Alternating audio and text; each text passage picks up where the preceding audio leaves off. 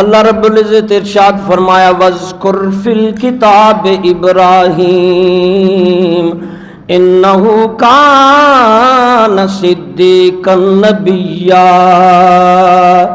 اللہ فرمایا او بندو یاد کرو ابراہیم علیہ السلام کی زندگی کو، ان کی لائف سٹائل کو یاد کرو، ابراہیم کی زندگی کا مطالعہ کرو، بے شک وہ اللہ کے سچے پیارے خلیل رسول نبی تھے۔ حضرت ابراہیم علیہ السلام کی زندگی کا مطالعہ میرے مسلمان بھائیوں، ابراہیم علیہ السلام کی لائف سٹائل کو سننا، پڑھنا، سمجھنا مسلمانوں کی کامیابی کا زینہ ہے، اللہ کی رضا، اللہ کی رحمت کا وسیلہ ہے۔ حضرت ابراہیم علیہ السلام ساری زندگی اللہ کی رضا پر رہے، جہاد کو اپنائے رکھا، صبر کو دامن سے لپٹائے رکھا، وفا شعاری نہیں چھوڑی، قربانی مال جان، یہاں تک کہ بچے کے لیے بھی تیار ہو گئے، حج عمرے کعبے تعمیر کرتے رہے، مشکلاتیں ہجرتیں کرتے رہے، اور برے زمانے میں، کفر کے زمانے میں، بری طاقتوں کے سامنے ایک اللہ کا ڈنکا بچاتے رہے، ایک اللہ کی آواز بلند کرتے رہے۔ اور ابراہیم علیہ السلام کی زندگی کو اگر ریسرچ کریں تو ابراہیم علیہ السلام کا بچپن جوانی ریسرچ میں گزرا ہے۔ ریسرچ، ابراہیم علیہ السلام زمانے کو دیکھ رہے ہیں، دنیا کو دیکھ رہے ہیں، رسم و رواج کو دیکھ رہے ہیں، مگر دل سے مطمئن نہیں ہے، کوئی خدا کی پوجا نہیں کر رہا، بت رکھے ہوئے ہیں۔ اور پھر سب سے بڑھ کر بری طاقت جو زور سے دنیا میں قبضہ تھی، وہ نمرود کی بادشاہت، خود کو خدا کہلوانے والا، وہ جہاں ساری دنیا میں غالب تھا۔ اس برے ماحول میں، اس پورے فتن، پوری طاقت، بری طاقت کے سامنے ایک اللہ کو سمجھنا، ایک اللہ کو سمجھانا، ایک اللہ کی بات بتانا، سمجھو کتنا مشکل ہوگا، کیسے ہوگا۔ ابراہیم علیہ السلام حضرت رب ذوالجلال نے جب چاہا زمین پر جھوٹے خداؤں کا تانتا بند گیا، بت پرستی، یہاں تک کہ نمرود جسے اللہ نے طاقت بادشاہی دی وہ خدا بن بیٹھا، تو اللہ کو اہل زمین پر ترس آیا، اللہ نے اپنا فرمان جاری فرمایا کہ ابراہیم علیہ السلام کو دنیا میں ظاہر فرمایا۔ ابراہیم علیہ السلام دنیا میں آنے والے ہیں، نمرود خواب دیکھتا ہے، ستارے کے سامنے سر بسجود ہے، پوچھا جاتا ہے یہ کیا ہے، تو کاہن نجومی درباری کہتے ہیں اے نمرود تیری بادشاہی میں انقلاب آنے والا ہے، ایک اللہ کی پکار، حق کا ابتدا ہونے والا ہے، ایک کوئی ایسا بچہ، ایسا شخص آنے والا ہے جو تیرا تخت بھی پلٹے گا، تیری خدائی جھوٹی بھی پلٹے گا، جہالت کا خاتمہ کرے گا، تبدیلی آنے والی ہے۔ اب نمرود نے کیا کیا؟ وہ بچے قتل کرواتا رہا کہ ابراہیم پیدا نہ ہو۔ تو اللہ رب العزت نے جو کرنا ہوتا ہے وہ ہو کر رہتا ہے، مالک ہے۔ حضرت ابراہیم علیہ السلام کی والدہ ماجدہ کے ذہن میں یہ بات ڈالی کہ وہ شہر سے باہر کسی غار میں بچے کو جنم دے، اور پھر اس بچے کو جنم دے کر ساتھ واپس لائے تو قتل ہوتا ہے۔ اللہ کی ندا سے، غیب کی آواز سے ابراہیم علیہ السلام بچے تھے، والدہ چھوڑ کر جا رہی ہے، بڑا جگرا ہے، لے کر جائے قتل ہوتا ہے، چھوڑ کر جائے جنگل ہے، غیب سے آواز آئی پیدا کرنے والا اس کا نگہبان ہے، بے فکر ہو کے چلی جا۔ اور وہ انگلی جسے شہادت کی انگلی کہتے ہیں، شہادت کی انگلی منہ میں بچے ابراہیم میں ڈال دی اور وہیں سے دودھ نکل رہا ہے، شہادت کی انگلی وہی دودھ بن گیا، یہاں سے دودھ نکل رہا ہے، بے فکر ہو کے، ایمان پختہ تھا۔ ابراہیم کے والد طارق تھے، ابراہیم کی والدہ والد دین والے تھے، پہلے نبی کے جو امتی تھے، لیکن چاچا آزر جو تھا وہ بت گر تھا، بت پرست تھا۔ تو بھار کیف ابراہیم علیہ السلام غار میں پرورش پائی، چلنے کے قابل ہوئے، نمرود بھول گیا کہ وہ تبدیلی والا بچہ۔ پھر اللہ رب العزت نے اس بچے کو اسی بادشاہی میں نمرود کے محلوں میں پالا، اور جب بڑے ہونے لگے دیکھا تو چاند ستاروں اور سورج کی پوجا کرنے والے اس شہر میں، نمرود کی پوجا کرنے والے اس شہر میں، پھر اس مجمع میں جاتے۔ یہ ہے ریسرچ، غور و فکر کرنا۔ اللہ بھی قرآن میں کہتا ہے غور و فکر کرو۔ اور آج کا جو کفر ہے، یورپ امریکہ، وہ ریسرچ کو ترجیح دیتا ہے۔ وہ ایسے طالب علم جو ریسرچ کرتے ہیں ان کو پیسے دیتا ہے، کوئی کام نہیں کرتے، وہ صرف ریسرچ کریں اور منتھلی لیں۔ کتنے ہمارے بچے جو جاننے والے ہیں وہ صرف ریسرچ کی تنخواہ پہ وہاں یورپ میں بیٹھے ہیں۔ تو ریسرچ ہمارے ہاں ختم، مال متا ختم، نہ دین نہ دنیا۔ ہاں جی، یہ معاملہ اب ادھر چلا گیا جب ریسرچ نہیں۔ تو ابراہیم علیہ السلام کی ریسرچ سے سبق لو۔ ابراہیم علیہ السلام نے جیسے قرآن کے 7ویں پارے میں لکھا ہے، فَلَمَّا رَأَىٰ كَوْكَبًا قَالَ هَٰذَا رَبِّي۔ ابراہیم نے دیکھا ستاروں کو پوجنے والے تو کہتے ہیں کیا یہ رب ہو سکتے ہیں؟ یہ تو ڈوب جاتے ہیں، یہ تو خود تخلیق ہے۔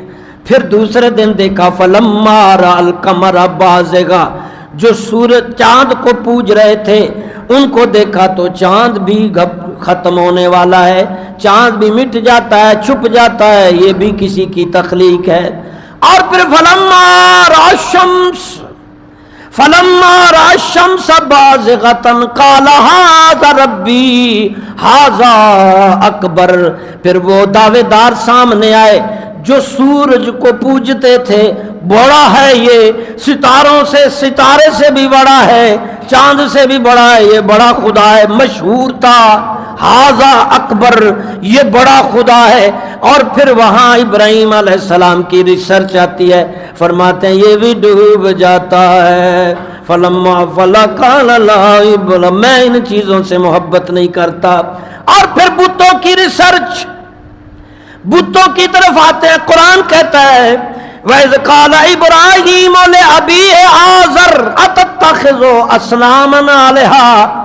آپ کے گھر کا فرد چاچا، کیونکہ آپ کے والد فوت ہو گئے، والد نہ ہو تو چاچا کی ذمہ داری، کہتے ہیں چاچا تو یہ بت بناتا ہے، بیچتا ہے، خدا ان کو بناتا کہلاتا ہے، یہ کچھ نہیں ہے، یہ کچھ نہیں ہے، یہ تمہارے ہاتھوں سے بنے ہیں، یہ آگے نہیں۔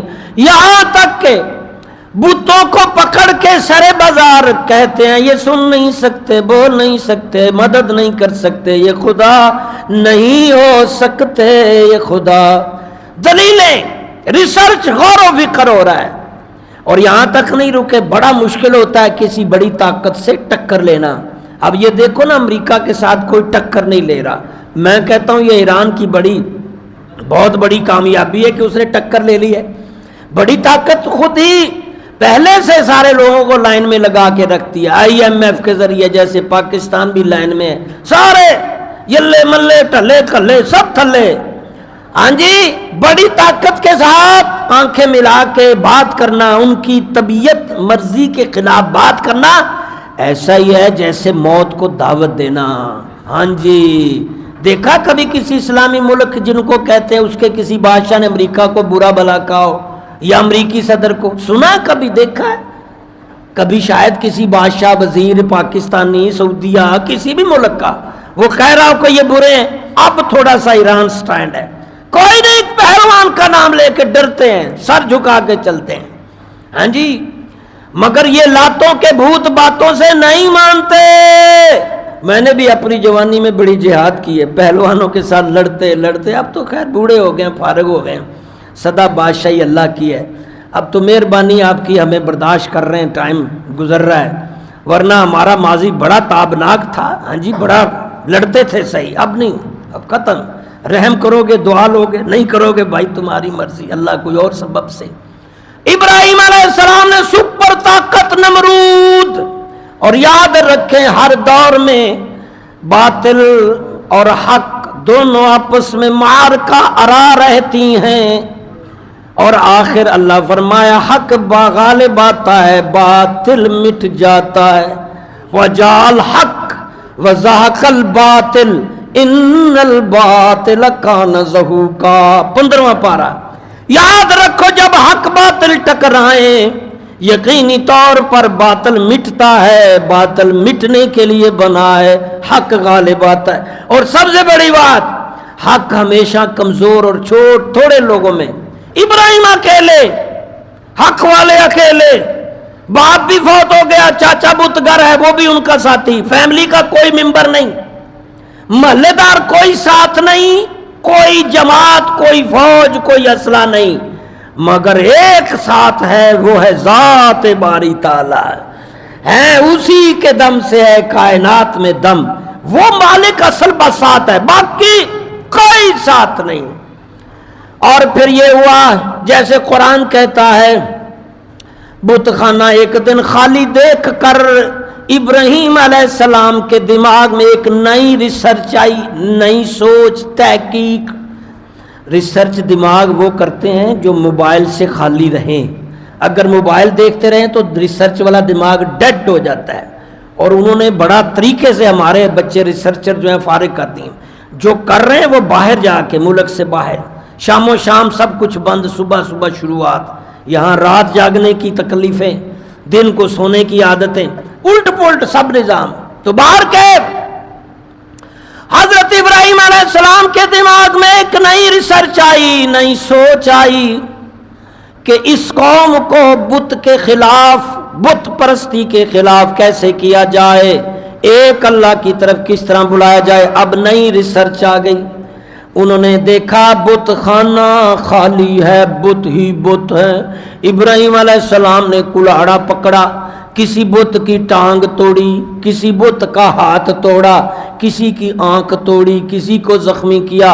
اینڈ میں اس بت خانے میں جو سب سے بڑا بت تھا اس کے کندھے پر کلاڑا رکھ دیا، اس کے ہاتھ میں کلاڑا تھما دیا اور بس چلتے بنے۔ کسی انسان نے نہیں دیکھا تھا، چلے گئے۔ وہ تقریب پہ ہفتے بعد ایک دن تقریب یا سالانہ تقریب کرتے تھے نا بتوں کے پجاری، نمرود کے پجاری، آتش پرست سب، جب واپس اپنے گھروں میں آئے اپنی وہ بت خانہ دیکھا، صاحب کے خدا ٹوٹے ہوئے ہیں، چودھری صاحب کی خدا کی ٹانگ نہیں ہے، میاں صاحب کے خدا کا ہاتھ نہیں ہے، اور رحمانی صاحب کے خدا کی آنکھ نہیں ہے، سب کے خدا ٹوٹے ہوئے۔ اور نظر ڈالی، بڑا بت تھوڑا پکڑ کے بیٹھا ہوا، یہ سلامت۔ انہوں نے سوچا کہ یہ تو ہو نہیں سکتا کہ یہ خود ٹوٹے، کسی نے توڑا ہے۔ اتنا یہ ذہن وہ بھی رکھتے ہیں کہ بتوں کو کوئی توڑے گا، یہ خدا ہمارے توڑے گا ٹوٹ جائیں گے، تو پتہ نہیں اس کو پھر خدا کیوں مانتے ہیں۔ ہندوستان میں بڑے بڑے پروفیسر میرے لنک میں جو بتوں کے پجاری ہیں، ہندو ہمارا ادھر وہ چیف جسٹس رہ کے گیا، اس نے ایم اے اسلامیات، ایم اے عربی، ایل ایل بی پاکستانی تعلیم، اور وہ بت کا پجاری ہے۔ مجھے نہیں سمجھ آتی وہ کس منطق سے، لیکن یہ ایک بات سمجھ آتی ہے کہ اکثریت جو خاندانی کام کر رہے ہیں باپ دادا وہی کرتے جاتے ہیں۔ باپ دادے والا لوہار ہے تے اگے لوہار، موچی ہے تے اگے موچی، خواب جو پوجا پاٹ، جو رواج رسمیں باپ دادا خاندان والے کر رہے ہیں، بیٹا جتنا مرضی پڑھ رہے ہیں اسے کرنے پڑتے ہیں۔ ہاں جی، اگر وہ لال مہندی، وہ جو رسمیں شادی غمی کی اگر باپ دادا کرتے رہے، چاہے وہ اسلام کے خلاف ہوں، بیٹا ضرور کرے گا، بغاوت نہیں کر سکتا۔ ماما چاچا پھوپھا تایا ملا تو بھی کر رہے ہیں، سارے کر دینے، مجبوری ہے، اس سوسائٹی کے اندر اٹے رہنا مجبوری ہے۔ تو پھر یہی ہندوؤں کا مسئلہ ہے، ان کی سوسائٹی کی وجہ سے وہ بت نہیں چھوڑ رہے، لیکن وہ تبدیلی، وہ کامیاب فرد ہے جو اپنی سائنس اور ریسرچ استعمال کر کے حق کو تلاش کرے اور باطل کو ڈیفائن کرے کہ یہ برائیاں ہیں اور یہ اچھائی ہے۔ اب سب جن کے خدا ٹوٹے ہوئے تھے اکٹھے ہو گئے، رش پڑ گیا، چونک بھر گیا، بت خانہ بھر گیا، تو کر گیا، وہ کر گیا، سب متفق ہوئے کہ بتوں کے خلاف ایک ہی شخص ہے، اس کا نام ابراہیم ہے، اس کے علاوہ کوئی نہیں کر سکتا۔ جاؤ فلانے تو بھی جا، میاں صاحب تو بھی جا، تو بھی جا۔ ابراہیم علیہ السلام کو پکڑ کر لائے، دل میں خوش ہو رہے ہیں کہ موقع ہے، موقع ہے. بیٹھ جا بیٹے، نیچے بیٹھ. دل میں خوش ہو رہے ہیں، موقع ہے. تبلیغ کا موقع بھائی، ختم تا نہیں، لنگر پانی دا نہیں، ہاں جی، دیگ شیک دا نہیں، تبلیغ کا موقع ہے. ہر جگہ غریباں نے مال دا ہی سوچنا کہ اتوں کچھ لب جائے. ہاں جی، اگر بے نظیر انکم سپورٹ ہو جائے تو غریبی ثابت کرنے لئی کاغذ تک بدل لیندے نے. اتنی گری ہوئی قوم. اب ابراہیم دل میں خوش ہو رہا ہے، تبلیغ کا موقع ہے، سارے جمع ہیں، سب بتوں کے پجاری جمع ہیں. کیوں نہ بتاؤں، آج تبلیغ کروں، آج بات کروں.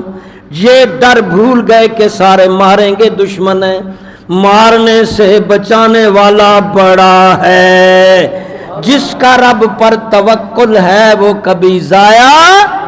وَمَن يَتَوَكَّلْ عَلَى اللَّهِ، جس نے اللہ پر بھروسہ کر لیا وہی مارتا ہے، وہی زندہ کرتا ہے، وہ کبھی ضائع نہیں ہوتا. یہ ابراہیم علیہ السلام کی لائف سٹائل ہے.